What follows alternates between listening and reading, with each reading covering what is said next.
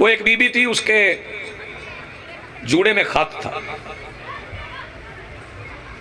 جوڑے میں، پتہ نا آپ کو جوڑا، وہ بیبیاں بال پیچھے اکٹھے کر کے جوڑا بنا لیتی، اس نے چھپایا ہوا تھا۔ تو سرکار دو عالم نے فرمایا کہ وہ وہاں پہ ایک عورت ہے تو اس کے جوڑے میں خط ہے،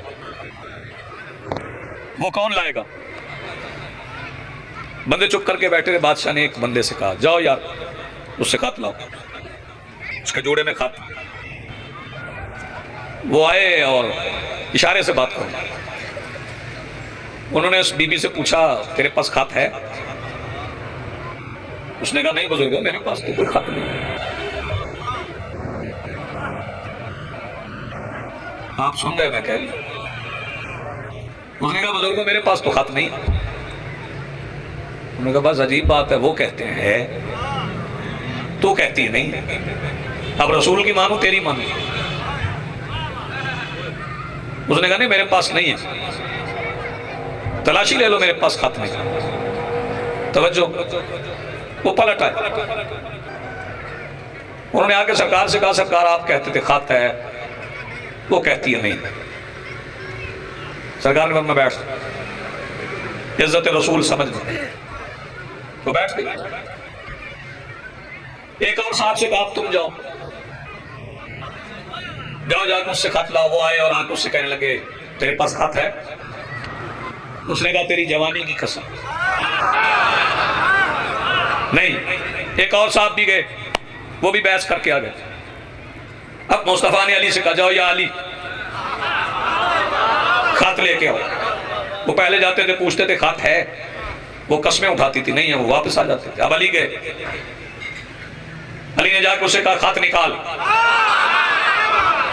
تو بندہ بولا اس کا شکریہ، خط نکال۔ اس نے کہا خط نہیں ہے۔ جملہ سمجھ میں آ گیا تو جو آواز بچائے اس کی بچی ہوئی آواز جانے، اور بولنے کی قوت عطا کرنے والے ابو طالب شہنشاہ کے بیٹے جانے۔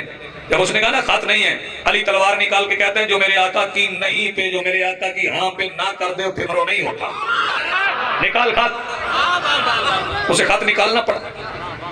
علی نے پوچھا نہیں خط ہے کہ نہیں، باقی پوچھتے رہے خط ہے کہ نہیں۔ جب مصطفیٰ نے کہہ دیا ہے تو پھر ہے۔ اس لیے میں مسلمانوں کو سمجھا رہا ہوں کہ اگر توہین رسالت سے بچنا چاہتے ہو تو پھر علی سے محمد لو، پھر مصطفیٰ سمجھنا ہے تو علی سے سمجھ۔ جس کے دل میں عشق رسول ہے وہ ہر اس ہستی سے عشق کرتا ہے جس سے مصطفیٰ کو عشق، مصطفیٰ کو عشق کس سے؟ ہاں میں بتاؤں رسول کو عشق کس سے؟ حسین اور رسول کا رشتہ کیا؟ نانا اور نواسے کا۔ دنیا فرزند رسول کہتی ہے، نانے نواسوں کو اٹھاتے رہتے ہیں، بیٹیاں بہنیں بہتر سمجھتی ہیں اگر کوئی نانا کسی نواسے کو اٹھا لے، تھوڑی دیر اٹھا کے کہتا ہے اس کی ماں سے اسے لے لو رکھو میں نے نماز پڑھنی، کپڑے نہ خراب کر دے رکھو اسے میں نے نماز پڑھنی۔ یہ ہے پیار۔ کچھ دیر کے لیے اٹھایا پھر ماں کو واپس کر دیا کہ مجھے نماز پڑھنا ہے۔ عشق بتاؤں کیا ہے؟ نانا مسجد میں سردے میں سر رکھ کے ماں سے کہے اسے بھیج میں نے نماز پڑھنی ہے۔ آخر تک ہاتھ بلند کرو مل کے بولو حیدری۔ جب اویس کرنی کو پتا چلا تھا کہ میرے رسول کا دانت زخمی ہوا ہے، توہین ہو گئی رسول کو، تو اویس کرنی دھرنا دینے گیا تھا، کسی کے گھر کو آگ لگانے گیا تھا۔ اس نے کیا کیا تھا؟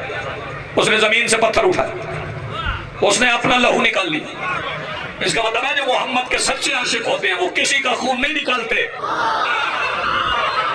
جیسے بات سمجھیے، وہ ہاتھ اٹھائے، جو مصطفیٰ کے سچے عاشق ہیں وہ کسی کا لہو نہیں نکالتے، وہ اپنا لہو نکالتے۔ اویس کرنی عاشق رسول تھا۔ اگر تجھے مصطفیٰ سے عشق ہے تو اپنا خون نکال، اپنا لہو نکال۔ اپنے لہو کو نکالنے کو تو بدعت کہتا ہے، گناہ کہتا ہے۔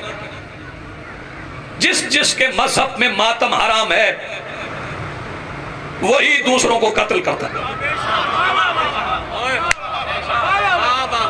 کیا سن گئے ہو یار آپ کو میں کیا کہتا؟ جس کے مذہب میں حسین کا ماتم بدعت ہے وہ دوسروں کا لہو نکالتا ہے۔ جس کے مذہب میں حسین کا ماتم واجب ہے وہ اپنا لہو نکالتا ہے، اس کے ہاتھ سے دوسرے مسلمان محفوظ ہیں۔ ہم حلقہ ماتم میں کھڑے ہوتے ہیں، اپنا لہو نکالتے ہیں، ہمیں درد بھی نہیں ہوتا، بات سمجھ آ رہی تو ہاتھ اٹھاؤ. سینے پہ ہاتھ مارے یا پشت پہ زنجیر مارے ہمیں درد نہیں ہوتا. درد نہ ہونے کی وجہ کیا ہے؟ درد نہ ہونے کی وجہ عشق ہے. جب عشق میں لہو نکلے تو پھر درد نہیں ہوتا. دو منظر آپ کو بتاتا ہوں، ایک پاکستان کا، ایک کربلا کا. ایک بچہ مزدور، اس کی کیلوں کی ریڑی، اسے بندے کیلے اٹھا اٹھا کے کھا رہے. پتہ چل جائے عشق کہاں ہے، کون کون عاشق ہے.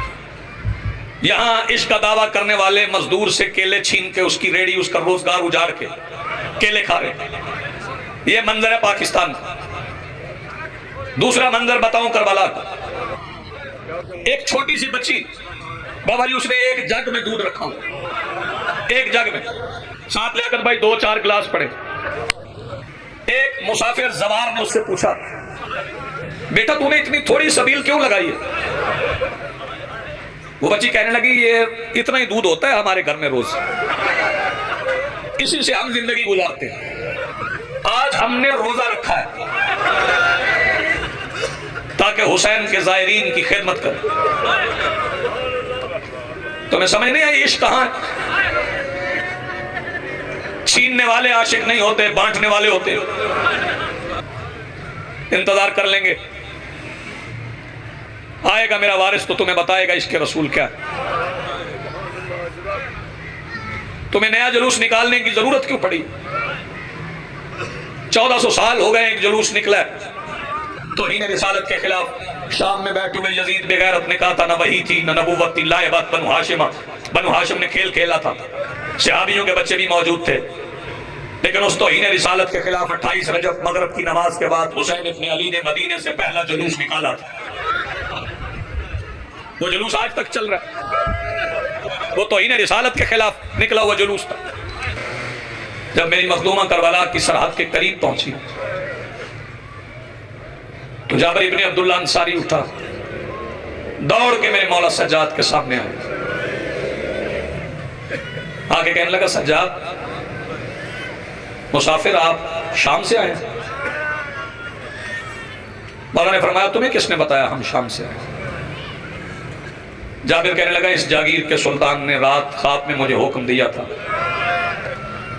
جابر کل فجر کی نماز کے بعد اپنا قبلہ شام کے رستے کو بنا لے.